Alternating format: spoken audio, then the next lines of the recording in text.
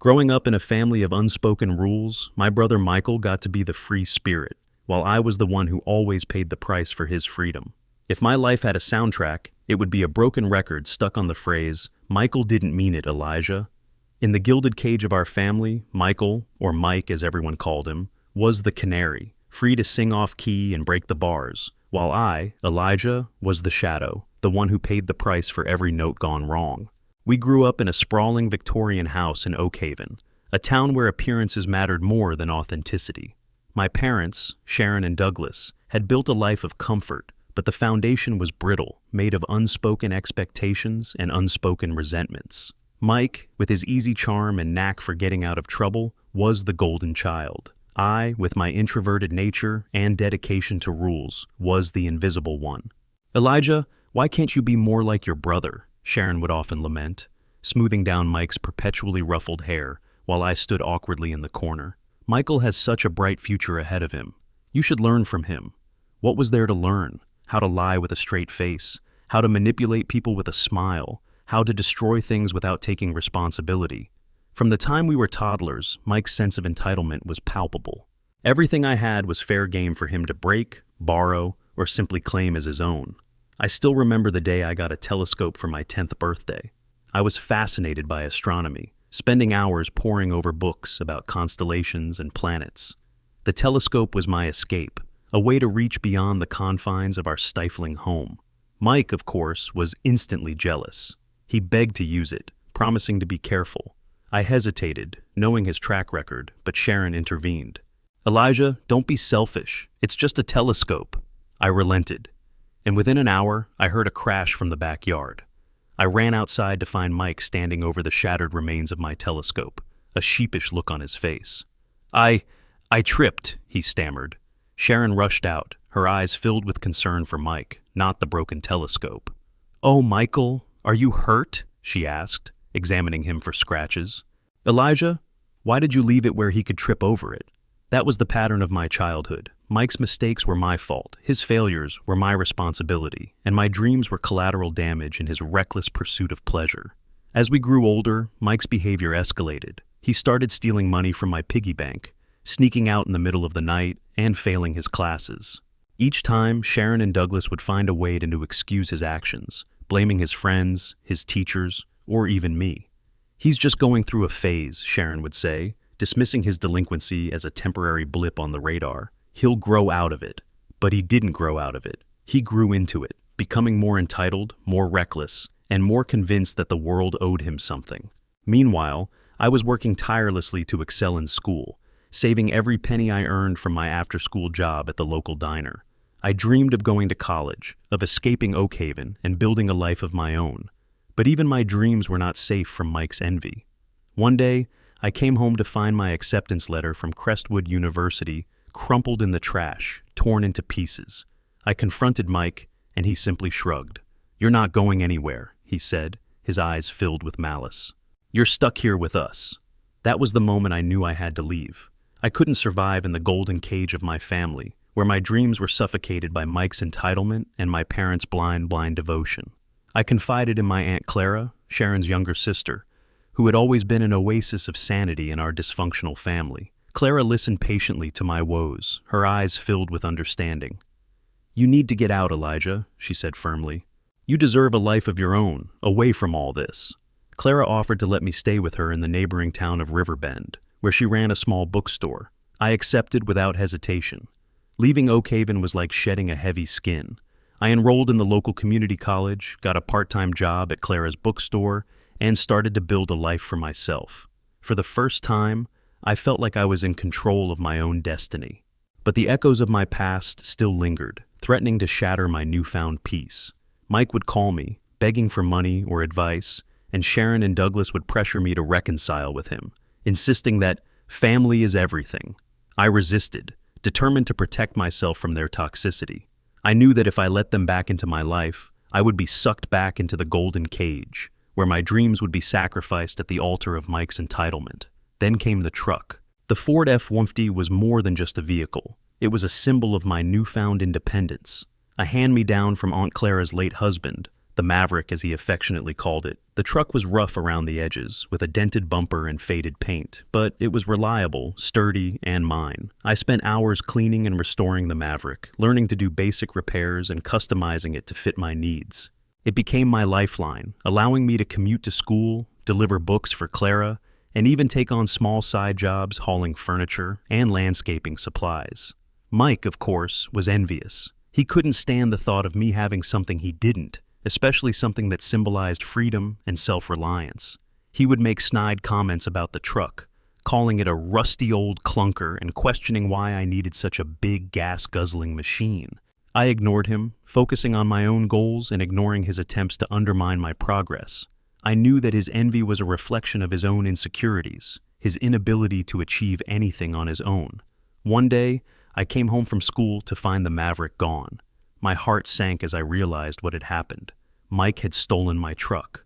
I called him immediately, my voice trembling with rage. "Where's my truck, Michael?" I demanded. He chuckled, his voice dripping with arrogance. "Relax, Elijah. I just needed to borrow it for a little while. I'll bring it back later." "Bring it back now," I snarled, "or I'm calling the cops." He hung up, and I was left seething with fury. I knew that he would do something to damage the truck, either intentionally or through his own carelessness. It was only a matter of time. Hours later, Mike returned, the Maverick battered and bruised. The front bumper was hanging loose, the side mirror was cracked, and the bed was filled with trash. I confronted him, my voice shaking with anger. "What did you do to my truck?" I shouted. He shrugged, feigning innocence. "I just took it for a spin. It's not a big deal." "Not a big deal?" I repeated incredulously. "You trashed my truck. Do you have any idea how much I rely on this thing?" Sharon and Douglas rushed out, their faces filled with concern for Mike, not the damaged truck. "Elijah, don't overreact," Sharon said, patting Mike's arm. "It's just a truck." "Just a truck?" I repeated, my voice rising. "It's my livelihood. It's how I get to school, how I earn money, how I survive." Douglas sighed. "You're being selfish, Elijah. Your brother needed a ride. So, he stole my truck?" I retorted. "That's not borrowing, that's theft." The argument escalated, culminating in Sharon and Douglas siding with Mike, as always. I stormed off, feeling betrayed and defeated. That night, I called Aunt Clara, pouring out my frustration and anger. She listened patiently, her voice filled with empathy. "I'm so sorry, Elijah," she said. "They'll never change, will they?" "No," I said, my voice flat. "They won't. Then you need to protect yourself," she said firmly. "You need to cut them out of your life, once and for all." I hesitated, torn between my loyalty to my family and my need for self-preservation. "I don't know if I can do that," I said. "You can," Clara said, her voice filled with conviction. "You have to, for your own sake." Clara's words resonated with me, but cutting ties with my family was easier said than done. Sharon and Douglas had been a part of my life for as long as I could remember, and despite all the pain they had caused me, I still felt a sense of obligation towards them. But I knew that if I didn't protect myself, I would be doomed to repeat the same patterns, to be used and abused by Mike and manipulated by my parents. I had to break free, even if it meant sacrificing my relationship with them. I started by distancing myself, avoiding their calls and visits. I focused on my studies, my job, and my friends, surrounding myself with people who supported and valued me. But the echoes of my past kept intruding, reminding me of the pain and betrayal I had endured. I found myself struggling with anxiety and depression, haunted by memories of Mike's cruelty and my parents' indifference. I sought therapy, hoping to heal the wounds of my childhood and build a stronger sense of self-worth. My therapist, Dr. Evans, was patient and understanding, helping me to explore my feelings and develop coping mechanisms. "It's okay to grieve the loss of the family you wish you had," Dr. Evans said one day, "but you need to accept that they are who they are, and you can't change them. The only thing you can change is your reaction to them." I started to practice setting boundaries, learning to say no to requests and demands that were harmful or exploitative. I also started to challenge the negative beliefs I had internalized, replacing them with more positive and empowering thoughts. It was a slow and painful process, but I gradually began to heal. I started to forgive myself for the mistakes I had made, for the times I had allowed myself to be taken advantage of. And I started to forgive my parents, not for their sake, but for mine. Forgiveness didn't mean condoning their behavior, but it meant releasing the anger and resentment that had been poisoning my soul. It meant accepting that they were flawed human beings, capable of both love and cruelty. As I healed, I started to reconnect with other members of my family, the ones who had been supportive and understanding throughout my life. I spent more time with Aunt Clara, sharing meals and conversations, and I started to build a closer relationship with my cousins, who had always been kind and compassionate. I realized that family wasn't just about blood. It was about connection, support, and love. And I could choose who I wanted to be a part of my family, regardless of their genetics. One day, I received a letter from Sharon. I hesitated before opening it, bracing myself for the usual guilt trip. But the letter was different. It was an apology. Sharon wrote about how she had realized the error of her ways, how she had been blinded by her love for Mike and had neglected my needs. She admitted that she had failed me as a parent, and she begged for my forgiveness. I read the letter with a mix of emotions, skepticism, relief, and a cautious hope. Was this the breaking point for my parents and brother? As weeks turned into months, silence became the language between me and my parents. They didn't call, didn't text, and didn't reach out in any way.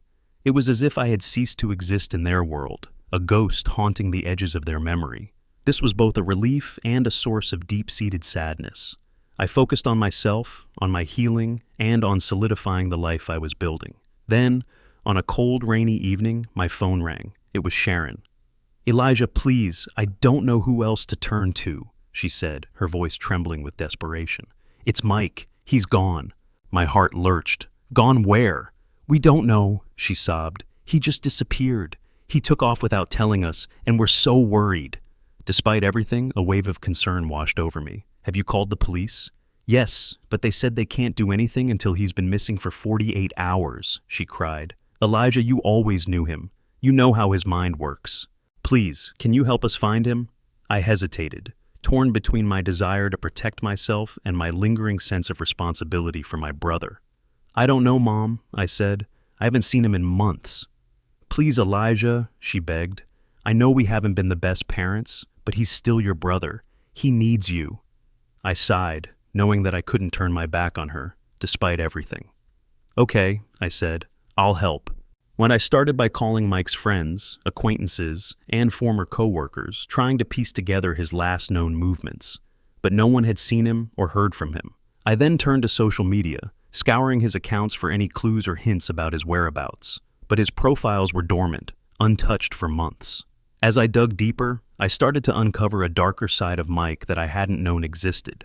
I discovered that he had been involved in shady dealings, racking up debts with dangerous people. I learned that he had been gambling, drinking heavily, and associating with individuals who were known to have ties to organized crime. The more I learned, the more worried I became. It was clear that Mike wasn't just missing, he was in trouble. I shared my findings with Sharon and Douglas, who were horrified by what I had uncovered. "I can't believe he was living this kind of life," Sharon said, her voice filled with disbelief. "We should have seen the signs," Douglas lamented. "We were so focused on protecting him, we didn't realize what he was becoming."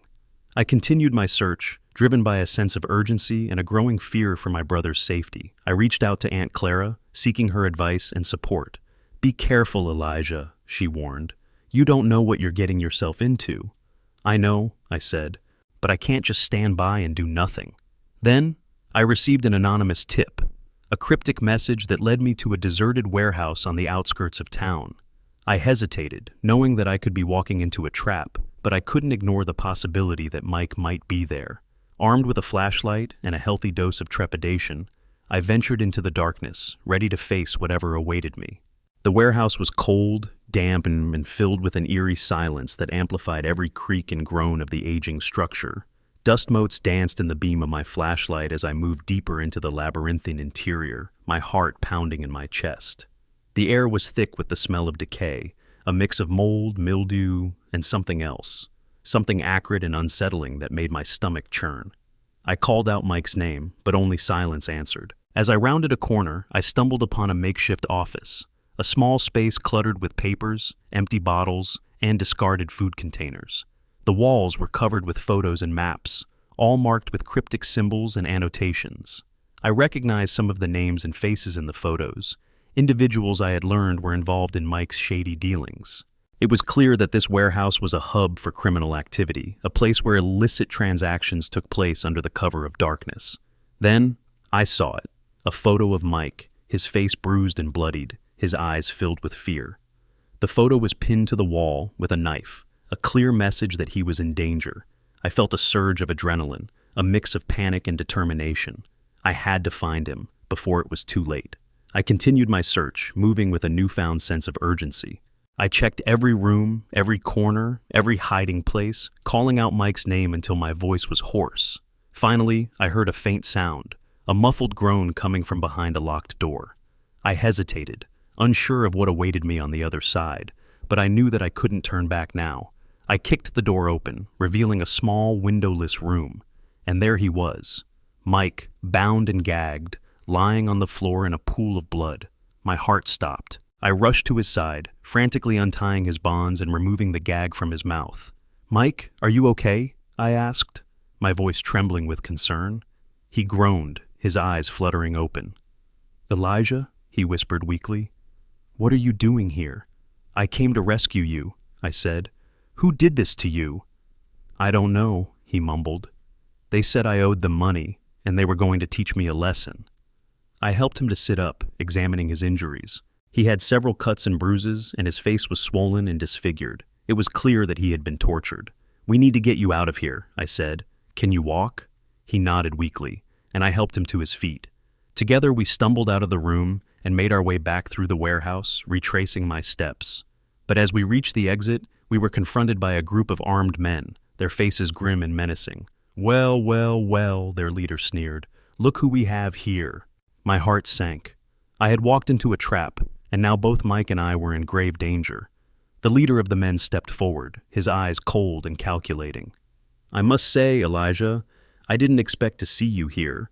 Your brother has gotten himself into a bit of trouble, and we were just trying to help him sort things out." "Let him go," I said, my voice trembling with defiance. "He doesn't owe you anything." The man laughed. "Oh, but he does. He owes us a lot of money, and if he doesn't pay up, there will be consequences." "He doesn't have any money," I said. "He's broke." "Then perhaps you can pay his debt," the man suggested, his eyes narrowing. "I don't have any money either," I said, "but I'm willing to do whatever it takes to protect my brother." The man smiled. "I like your spirit. Perhaps we can come to an arrangement." And he explained that Mike had been involved in a drug deal gone wrong, and he owed them a significant sum of money. If I could somehow come up with the money, they would let him go. Otherwise, they would make an example of him. I was torn. I didn't have that kind of money, and I didn't know how I could possibly get it.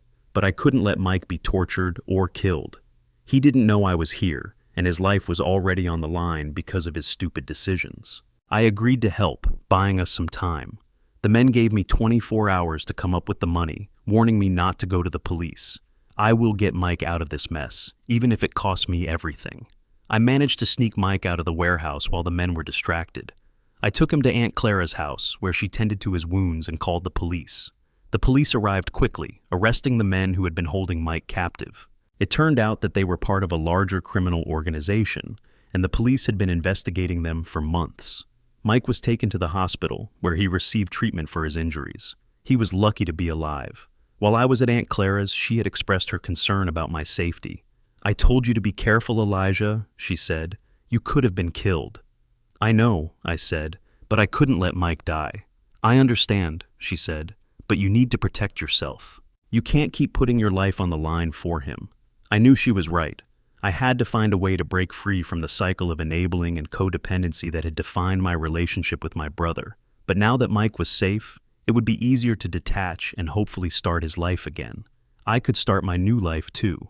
After a long and restless night, the police had come to take me into questioning about the dealings between Mike and the criminal organization. They thanked me for my help in leading them to the arrest of some important members of the organization. I returned home to Sharon and Douglas, and we had to wait for Mike to be able to give his statement on his side of the story. They are begging for help, but how much longer do I give to them? The following days were a blur of police interviews, hospital visits, and tense family discussions. I struggled with conflicting emotions, relief that Mike was safe, anger at his reckless behavior, and a lingering sense of guilt for the years of resentment I had harbored towards him. One afternoon, Douglas asked to speak with me alone. We sat in the living room, the silence broken only by the ticking of the grandfather clock in the hallway. "Elijah, I want to thank you," he said, his voice heavy with emotion. "You saved Mike's life. I don't know what we would have done without you." "I did what any brother would do," I said, avoiding his gaze. "No, you did more than that," he insisted. "You risked your own life to protect him, even after everything he's done to you. I don't know if I would have been able to do the same." I shifted uncomfortably. "It doesn't matter," I said. "What matters is that he's safe." Douglas sighed. "I know we haven't been the best parents to you," he said. "We were so focused on Mike, we didn't see what we were doing to you." "It's okay," I said, my voice flat. "I understand." "No, you don't understand," he said, his voice rising. "We favored Mike. We made excuses for him. We enabled his bad behavior, and in doing so, we hurt you. We neglected you. We failed you." Tears welled up in his eyes. "I'm so sorry, Elijah," he sobbed. "I don't know if you can ever forgive us, but I hope you know that we do love you." I was stunned.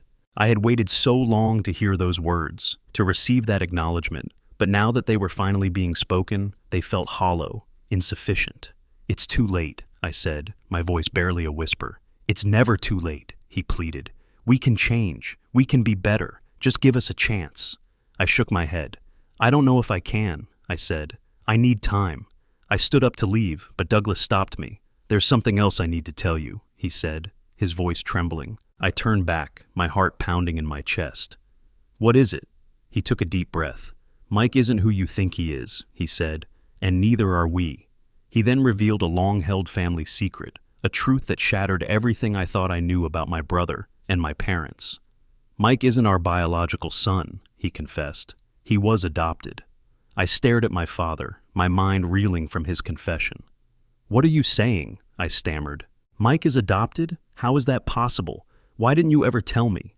Douglas explained that Sharon had been unable to conceive, and they had decided to adopt a child in secret, fearing the judgment of their friends and family. Mike had been just a few months old when they brought him home, and they had raised him as their own, never revealing the truth about his origins. "We thought we were protecting him," Douglas said.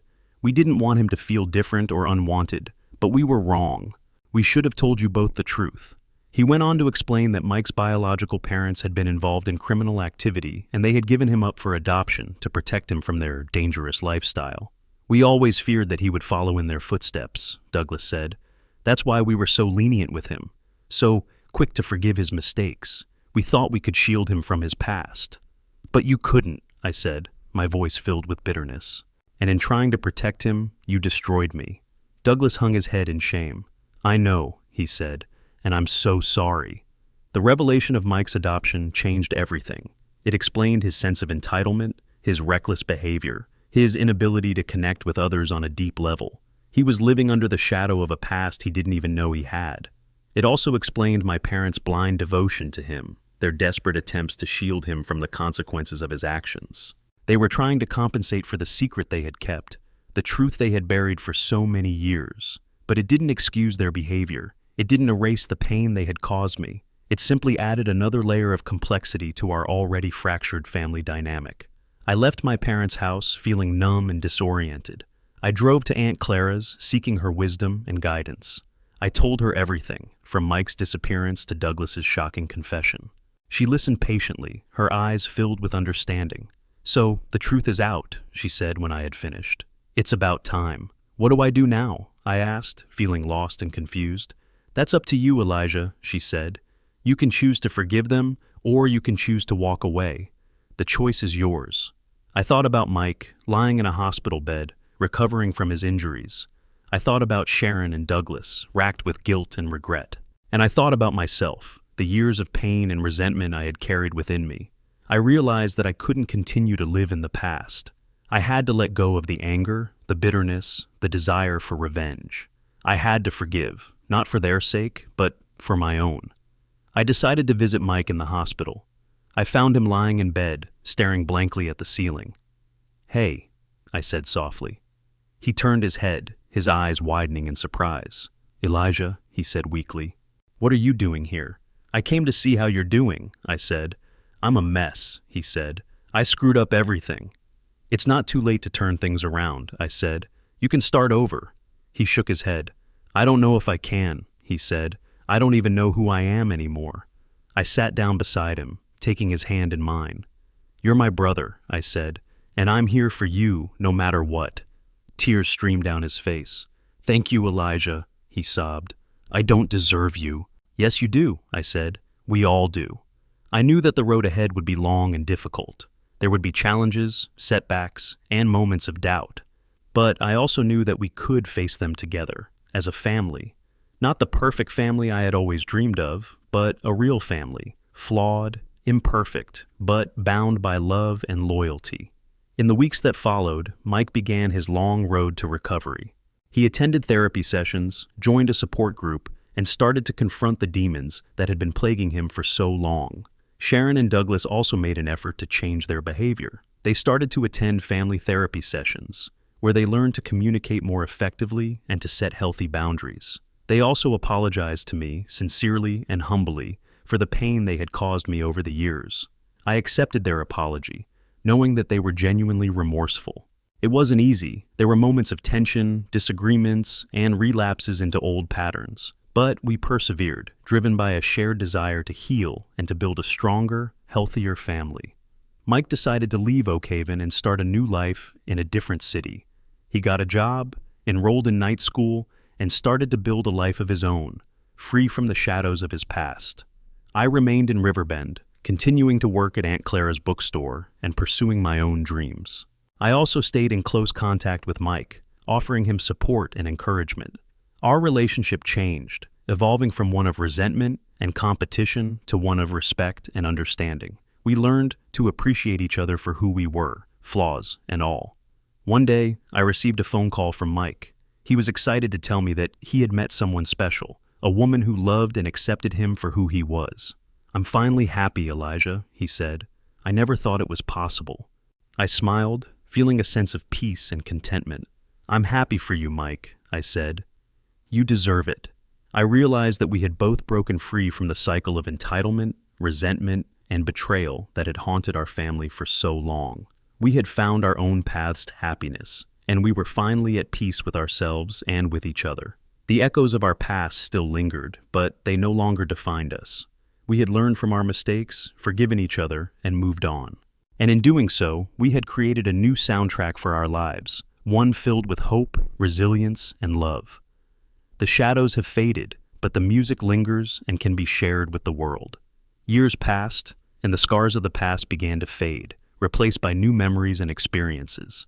Mike thrived in his new city, building a successful career and a loving family. Sharon and Douglas continued to work on their relationship, attending therapy and becoming more supportive and understanding parents.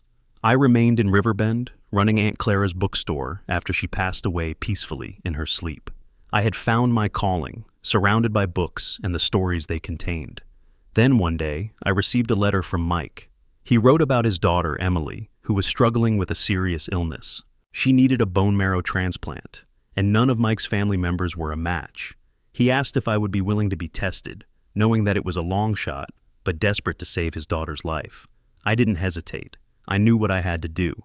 I got tested, and to everyone's surprise, I was a perfect match. I was Emily's only hope. The transplant was successful, and Emily made a full recovery. The experience brought our family even closer together, solidifying the bonds of love and loyalty that had been forged over the years.